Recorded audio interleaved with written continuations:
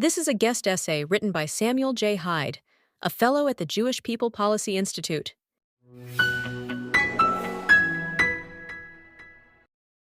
Hamas is the product of a deep and ongoing debate within the Muslim world, a debate that has raged for the last 150 years and dwarfs the magnitude of any of the discussions we find in Western academia today. This debate is not just political, but a profound theological reckoning. It revolves around a critical question: why has Islam become weak? This question became particularly pressing after the fall of the Ottoman Empire and the subsequent rise of Western powers in the Middle East, Britain and France. For over a century, leading Islamic thinkers and theologians have examined their civilization's history, grappling with the dramatic decline of a once great empire.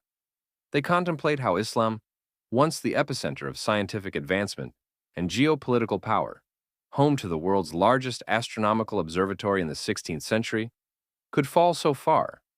They pondered how their empires, which had once expanded to the middle of France and halfway to Afghanistan within a century, had lost their dominance. The answer to that question produces the Muslim world of today. Arab nationalism, in its essence, is a direct answer to the inquiry: what happened to us as a civilization? At its core, Al-Qaeda represents another answer, proposing a path for the Muslim world to regain the power and agency that once defined its history 4 centuries ago. Early Islam's explosive rise was a historical marvel. Within a few decades, it conquered vast swathes of territory across continents. This success was not only surprising, it also confirmed the truth of Muhammad's revelation in the eyes of its leaders. This divine grace, which Islam shares with Judaism and Christianity, rests on the idea that there is a God of justice who oversees history. Therefore, history has an arc, a purpose, and an end goal, a trajectory. The crucial divergence here is that Islam took a leap that Judaism did not. Muslims believed that being powerful in history meant being in sync with the divine plan and aligned with the divine trajectory. In other words, if they were successful in conquering a continent in 10 or 40 years, it signified their truth and closeness to God, and God's favor was with them. Now, imagine you are a Muslim leader in Cairo in 1890, watching the British take the city from the Ottomans without any resistance. You're not only asking, what happened to us, but also, how could Islam, in its divine form, grow weaker than Europe? Ultimately, you're questioning, how did we lose God's favor? And how do we regain His grace? Here lie the beginnings of the ideas of Islamic renewal, what many today call Islamism.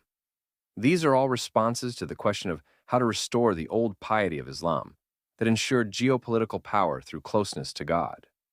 This is what Al-Qaeda represents, what the Muslim Brotherhood represents, and what Hamas represents, a chapter of the Muslim Brotherhood established in Gaza in 1987. Hamas doesn't fly Palestinian flags or promote a nationalist agenda. It rejects nationalism, seeing it as a European construct imposed on Muslims to divide and weaken them. This is crucial because it explains why Israel is so significant to terror organizations and regimes like the Islamic Republic of Iran, which has spent untold billions on Israel's destruction. Muhammad Rashid Rida was a prominent Islamic scholar, reformer, and thinker in the late 19th and early 20th centuries. He played a significant role in the intellectual and political discourse of his time, advocating for Islamic renewal and the establishment of Salafi Islam in the modern age. He also taught several important Palestinian leaders, such as Haj Amin al-Husseini and Izz ad-Din al-Qassam, for whom Hamas's military brigades are named. Al-Qassam was a young cleric in the 1930s whose massacre of Jewish farmers sparked the Great Arab Revolt of 1936. Rita wrote an astonishing letter in a journal in 1898 called All Manner Arabic for the Beacon, one of the most influential journals in the Arab world at the time. In this letter, he addressed Palestinian Arabs and called them, quote, complacent nothings. It was not a polite letter. He was enraged with the Arabs of Palestine following the First Zionist Congress, whose minutes Rita followed very carefully. Initially, Rita was pro-Zionist, thinking that Zionists and Muslims could team up to expel the Christian empires from the Middle East. However, he later turned against Zionism when he realized it aimed to establish a Jewish nation-state, to turn Jews into a sovereign people, rather than aid the birth of another Muslim state, from the river to the sea.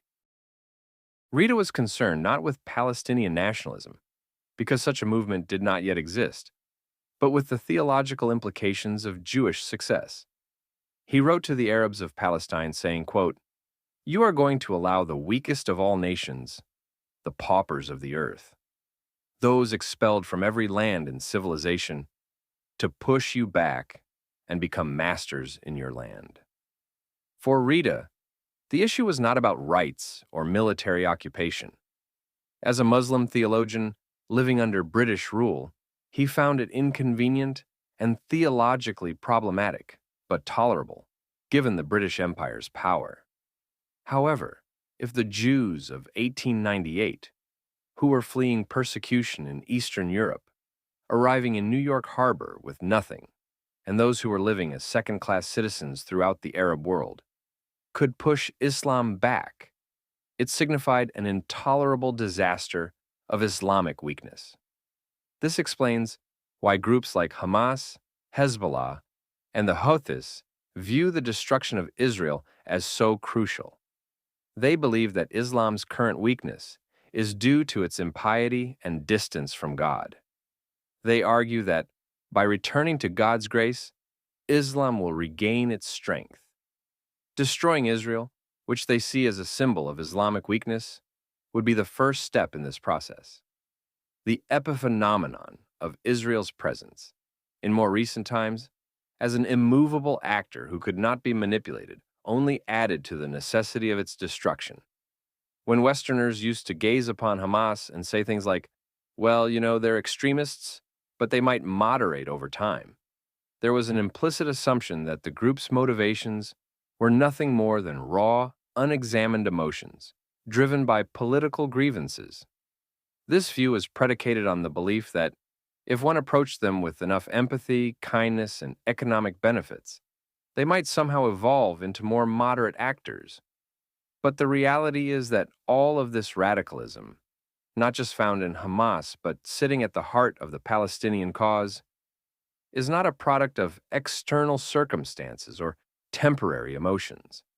It is a manifestation of a carefully considered, long-standing ideological framework that, for the sake of its own standing, cannot accept sovereign Jews and, as such, the existence of the State of Israel. That, in its purest sense, is the Israeli-Palestinian conflict.